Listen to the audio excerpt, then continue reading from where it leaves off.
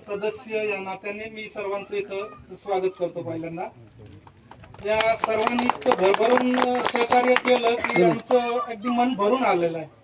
यामध्ये प्रामुख्यानं माझे वर्गमित्र शहीद शंकर शिंदे यांचा पुत्र रणजित यानं पुढाकार घेतला आणि त्याच्या पाठीमागे आम्ही सगळ्यांनी त्याला सपोर्ट केला. आमची संकल्पना थोडे काही चेंजेस होते तर प्रत्येक जण सजेस्ट करायचं, त्याप्रमाणे आम्ही बदलत गेलो आणि सद्यस्थितीत ही फायनल स्टेजची आपली प्रतिकृती आहे. आता आमचे जे बजेट होतं नियर अबाउट 25 लाखाचं होतं, पण आमच्याकडे कलेक्शन 32-33 समथिंग झालेलं आहे आजपर्यंत. तर त्या उर्वरित रकमेतून आम्ही इथं झाडांचं प्लॅन केलेलं आहे रस्त्याच्या दोन्ही बाजूला आणि त्याला ड्रिप इरिगेशन करून त्यांना परमनंटली मेंटेनन्स करायचं.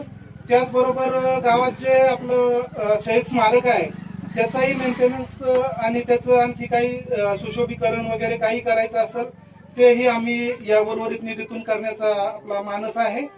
आणि या बाबतीत आणखी काही सुधारणा कोणालाही सुचवायच्या असतील ते कधीही सुचवू शकतात.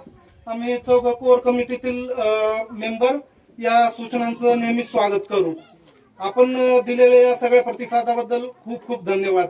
ऍक्च्युली जो पहिला जो दिवस होता या वर्गणी कलेक्शनचा तर भोसले पाहुणे यांनी 11,000 देणगी दिली आणि त्यावेळेस आम्हाला असं वाटायला लागलं की जर आपल्या पाहुणे लोक 11,000 रुपये देऊ शकतायत तर आपले लोक निश्चितच आपलं बजेट आपल्याला पार करण्यास मदत करतील. आणि त्या प्रेरणेनं ही टीम जागी झाली आणि सर्वांनी ते प्रयत्न केले. आपल्या सर्वांचे पुन्हा एकदा धन्यवाद. सगळ्यांसाठी एकदा जोरदार टाळ्या. थँक्यू. मी सुद्धा आत्ताचे माझे बंधू आलो, तसंच 3 ते 4 वर्षापासून या गावात यायला लागलो. पण हे माझं गाव, माझा अभिमान. मी माझे वडील कैलासवासी भीमराव गुलाबराव शिंदे आणि गणपतराव शिंदे यांचा मी पुतणी आहे. मला खरोखरच अभिमान आहे की हे माझं गाव एक सैनिकांचं गाव आहे आणि पोलिसांचं गाव आहे. माझा स्वतःचा भाऊ छोटा PSI आहे आणि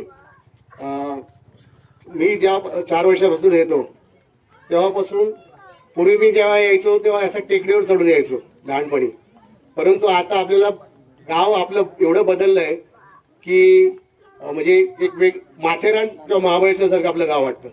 आणि या गावाचं एक परंपरा आहे. त्या गावाचा एक लेख आला होता महाराष्ट्र टाइम्सला, पिंगोरी म्हणजे वीरांचं, पोलिसांचं आणि सैनिकांचं गाव. आणि त्या गावाचा मला अभिमान आहे. या गावामध्ये आता तरुण मित्रमंडळी फार चांगल्या प्रकारे एकत्र येऊन ना राजकीय आपले सगळे बाजूला ठेवून छानपैकी विकास करतात. आपल्या गावाच्या बाजूला एक आड्याची वाडी आहे, तुम्हाला माहितीच आहे. एक माणूस पुढे होऊन त्या वाडीचा एवढा विकास होतोय की ते गाव मला वाटतं पुरंदर आणि महाराष्ट्राच्या नकाशावर येत आहे.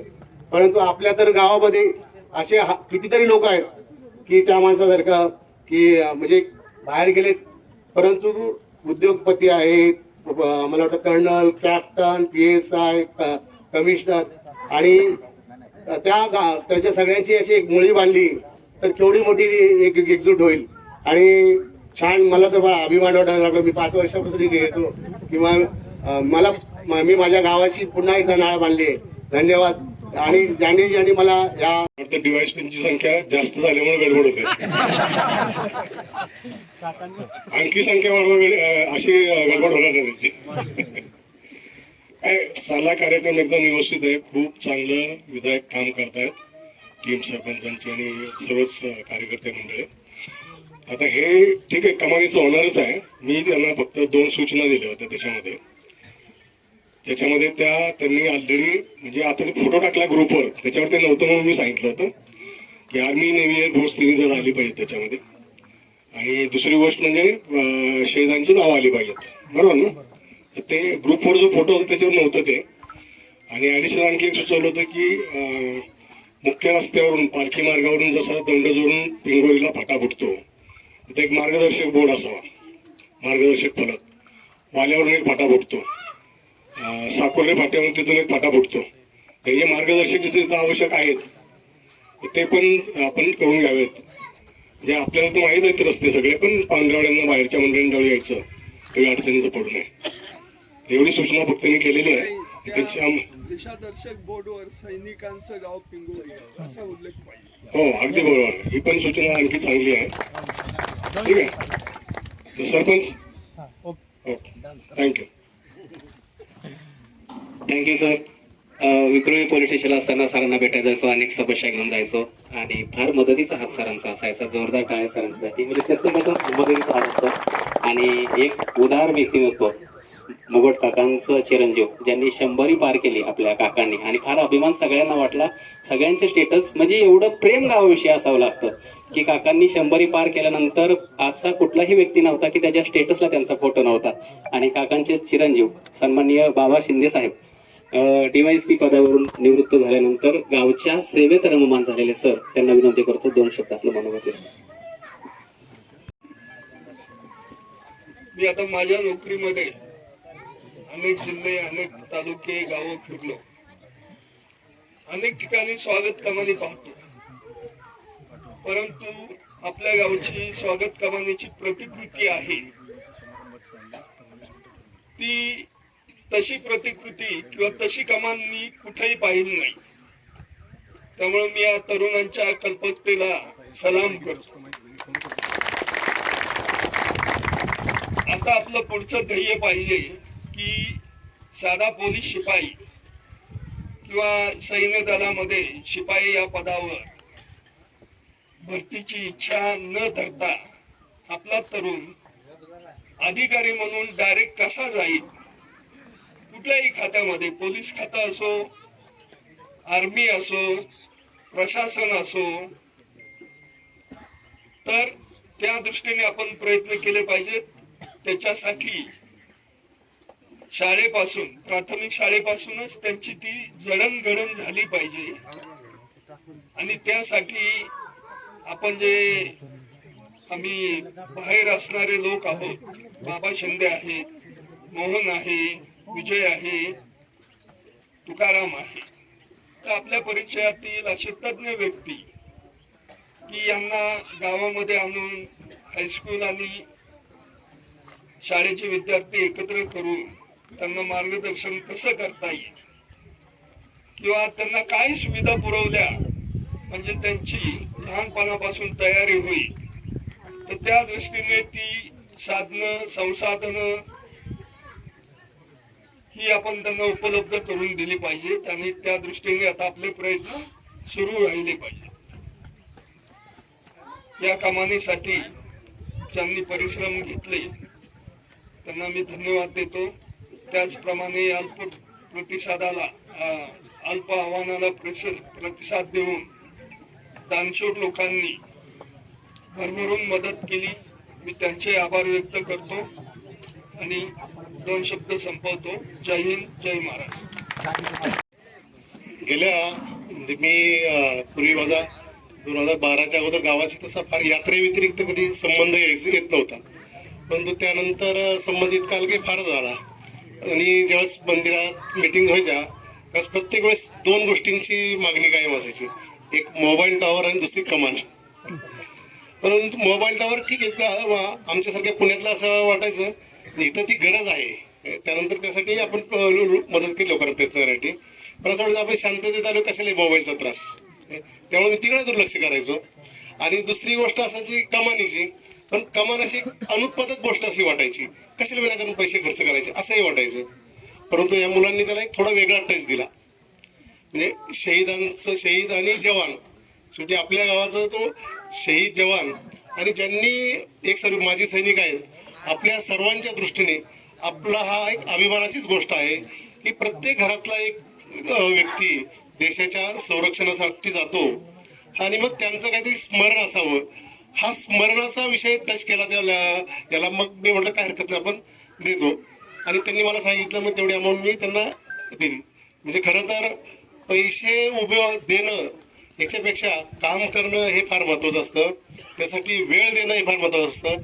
या सर्व तरुण मंडळींनी त्यासाठी वेळ दिला आणि इतक्या कमी वेळेमध्ये 33 लाख रुपये उभे केले, ही फारच मोठी गोष्ट आहे. म्हणजे मला आठवतं 2012-13च्या वेळेस धरणातला गाळ काढायचा होता आणि पैशासाठी लोकांकडे फिरायचो. सुरुवातीला तर पैसेच नव्हते काय आणि डिझेलच भरायचे होते तर. मग मी आता ATM मधून 30,000 रुपये काढले, त्या प्रकाश शिंदेकडे दिले आणि ते त्यावेळेस सुरू झालं. आणि मोहन काकांनी त्यावेळेस मात्र आवर्जून 50,000 रुपये दिले होते. पण बाकी पैसे कुठून येतच नव्हते. म्हणजे ती वेळ आणि आज 33 लाख रुपये उभे राहतात. ही वेळ म्हणजे फारच आपल्यात झालेला हा म्हणजे अमोलाग्र असा बदल आहे. आणि खरं 33 लाख एवढंच नाहीये. आता मंदिराचं काम आपलं चालू आहे, त्यालाही जवळपास एवढाच खर्च येणार आहे. आता याचबरोबर मी गेल्या आठवड्यात लक्ष्मण दादांना म्हणलं की आपण कमान करतो, मंदिर करतो. ठीक, या गोष्टी आपल्याला आवश्यक आहेतच. दोन्ही धार्मिक आस्था आहे, आपला अभिमानाची गोष्ट आहे. पण त्याच वेळेस आपली गरज पण आपण ओळखली पाहिजे. गरज काय आपली, तर आपल्या शाळेला म्हणजे सुरुवातीला मी ज्यावेळेस आलो त्या शाळेत छोटे एवढेच रूममध्ये एक वर्ग भरत होता. आपण साहेबेज कडून प्रयत्न करून साहेबेजनी 2 रूम दिले. आमच्या औंध रोटरीकर सराफ म्हणून त्यांनी कॉम्प्युटर लॅब दिली. पण आजही असा कार्यक्रम असेल ना, आता आपण मांडव टाकला, मुलं उन्हात बसत असतात किंवा पावसाळा असेल, त्यांना काही कार्यक्रम एकत्रित शाळेचा म्हणून काहीच कार्यक्रम करता येत नाही.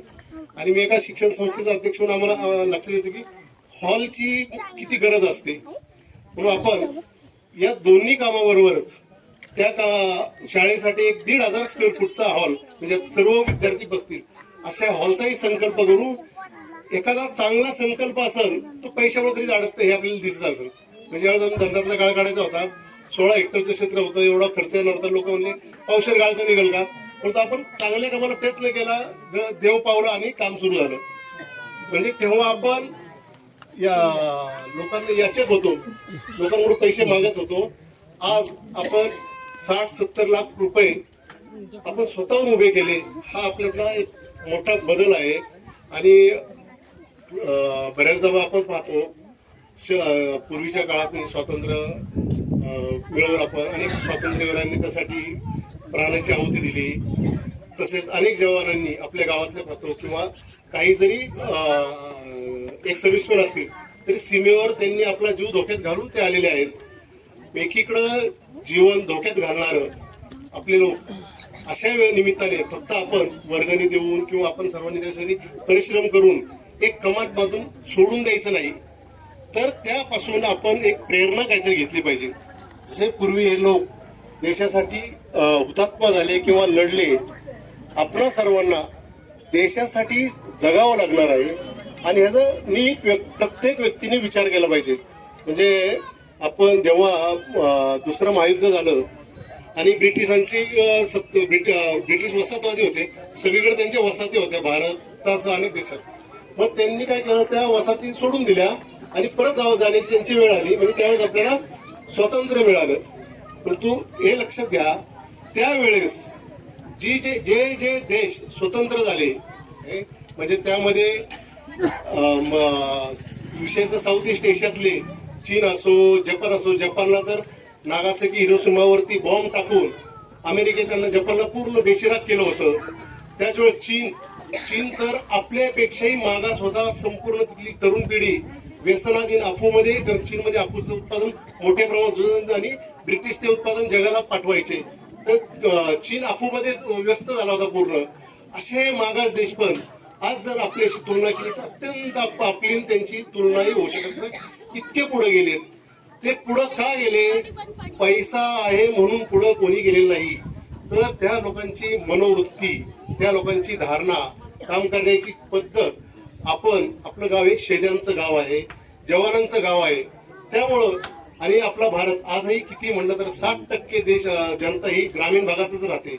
एका गावाने एक जर धडा गिरवला तर त्या चांगल्या गोष्टीचं अनुकरण सर्व ठिकाणी होतं. आपल्या या जवानांच्या गावाने काही चांगल्या गोष्टींचं अनुकरण करणं गरजेचं आहे. जसे जवान किंवा शहीद देशासाठी लढले, तसं आम्ही देशासाठी जगू. म्हणजे काय करायचंय, फार मी 2-4 मिनिटात संपवतो.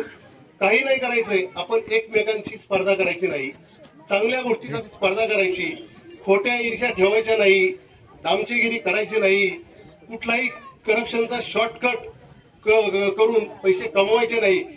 एकमेकाला माझ्याकडे जे काम दिलं ते मी चांगल्या पद्धतीने करल, दुसऱ्याच्या कामात मी ढवळाढवळ करणार नाही, पाहणार पण नाही. मी जपानला गेलो तो पाहिलं होतं, आपल्यापेक्षा जपान छोटा आहे, 12.5 कोटी लोकसंख्या आहे, आपली तेवढीच आहे महाराष्ट्राची फक्त. परंतु इतका प्रगत की आपण तुलनाच करू शकत नाही.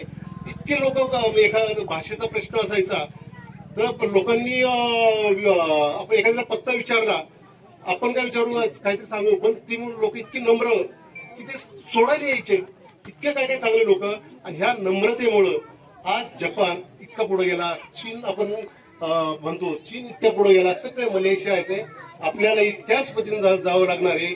त्यासाठी जसे जवान सीमेवर लढले तसे आपल्याला आपल्या गावापासून सुरुवात करावी लागेल. म्हणजे सिंपल साधी गोष्ट आहे. आज प्रजासत्ताक दिन आहे. मगाशी मी म्हटलं एका वाक्यातच संपवलं. जसा पूर्वी राजेशाही, जसा राजा होता तशी प्रजा असायची. आता लोकशाही आहे, जशी प्रजा आहे तशी राजा आहे. आपण प्रजेने हे सगळे गुण, म्हणजे आता हे वर्ष आपण असं जर केलं की चांगले काही गुण असतील, जसं आपल्याकडे एकमेकाशी ईर्ष्या, एकमेकाची स्पर्धा, एकमेकाशी बांधावर मांडणे हे न करणं, किंवा या निमित्ताने नागरी कर्तव्य काय असतं, साधं असतं की मी अख्खा जपान पाहिलो, एक चिटोरा कुठं दिसला नाही. मग आपण कुठेही कचरा न करणं, कचरा जर असेल तर माझ्या खिशात ठेव, जिथं कचऱ्याची कुंडी असेल तिथंच टाकल, कचरा साफ करण्याची गरजच लागली नाही पाहिजे. अशा पद्धतीने नागरी कर्तव्य सिग्नल असेल, मी सिग्नल तोडणारच नाही, मी नो एंट्रीतून जाणारच नाही.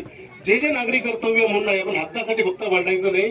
तर हे जवानांच्या गावातील लोक नागरी कर्तव्यामध्ये, आणि एकटा असेल तरी मी ते सांभाळणार, ते नागरी कर्तव्य प्रत्येकाने सांभाळायचं.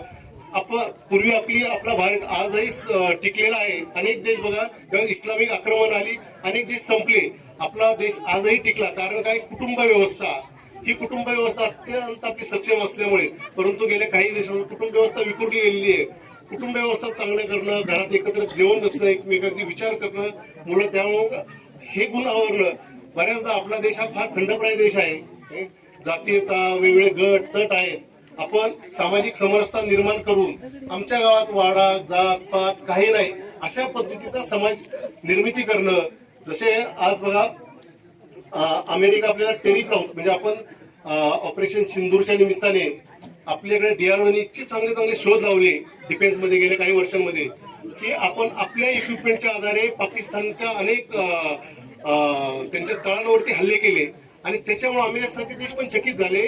आणि त्यांनी त्यानंतर टेरिफचं नाटक सुरू केलं. त्यांनी रशियाकडून तेल घेता टेरिफ सुरू केलं, आणि जेणेकरून आपल्या इथं जो उत्पादन होणारा माल तो परदेशात जाणार नाही याची त्यांनी काळजी घेतली. त्याच वेळेस चीन हा जगाचं उत्पादन केंद्र झालेला आहे.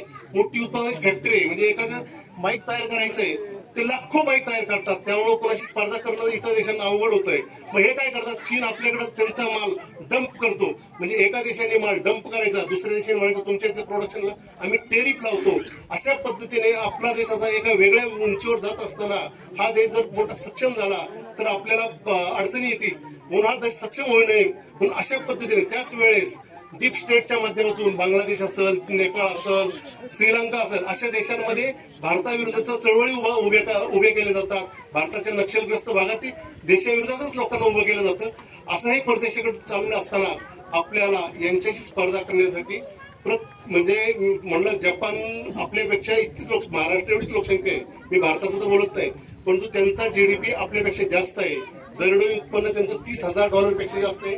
आपलं फक्त $3,000 पेक्षा $2,800 आहे.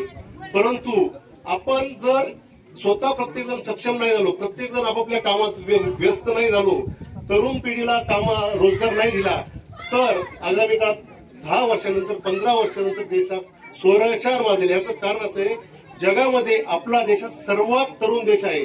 आपल्या देशाचं सरासरी वय हे 29 वय आहे. चीन, जपान किंवा ह्या अनेक देशांचं वय हा पुढच्या टप्प्यात गेलेला आहे. मग ह्या तरुण जर अशा पद्धतीने मॅन्युफॅक्चरिंग इंडस्ट्रीला जर इंडस्ट्रीज तयार नाही झाल्या, लोकांना रोजगार नाही राहिले, राजकारण्यांच्या मग हिंडत राहिले, तर हा बेरोजगार मोठा अडचणीचा होईल हे त्यांना माहीत आहे. म्हणून आपण प्रत्येकाने, जसं देशाच्या इकॉनॉमी आपली 4थ्या स्थानावर गेलेली आहे, परंतु दरडोई उत्पन्न आपलं फार कमी आहे. आपण प्रत्येकाने सतत काम करून आपलं प्रत्येक स्वतःचं उत्पन्न वाढवायचं. स्वतःचं उत्पन्न वाढवलं म्हणजे गावाचं उत्पन्न वाढेल, देशाचं उत्पन्न वाढेल, आणि जगामध्ये इकॉनॉमीमध्ये आपण सरस होऊ. आता ही सर्व आव्हानं पाहता आपल्याला सिविक सेन्स, सामाजिक समरसता, स्वदेशी गोष्टींचा जास्तीत जास्त आपल्या प्रोडक्शन्सला स्थान देणं, पर्यावरण. कारण असं आहे की आपण जर प्लॅस्टिक गोळा केलं जगातलं, जे नदीतून प्लास्टिक समुद्रात जातं, अख्खा एक खंड तयार होईल इतकं प्लॅस्टिक समुद्रात तयार होत आहे आणि हे अत्यंत घातक आहे. त्यामुळं ह्या 4-5 गोष्टी आपण सीमेवरती जाऊ शकत नाही, परंतु माझ्यापासून आपण सुरुवात करू.